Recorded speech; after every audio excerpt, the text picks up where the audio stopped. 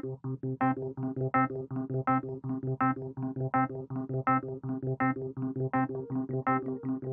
FOPL means front of package labeling. So it's a label that we will see in front of the package that interprets already the nutrition information that we see at the back.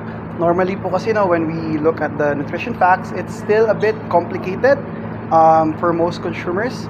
So what FOPL does is it presents those information sa likod ng packaging in a much simpler format, in a more understandable way for consumers.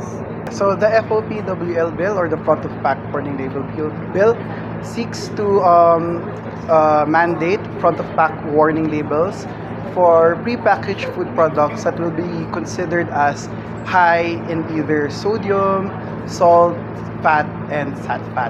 So it's a way to enable consumers to make healthier food choices by making the labeling or the nutrition facts at the back much easier to understand and presented in a simpler way.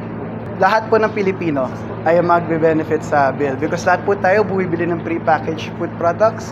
So if we do have these labels implemented in the Philippines, lahat po tayo magbe-benefit. Legislators, ang public, ang civil society, ang mga medical associations.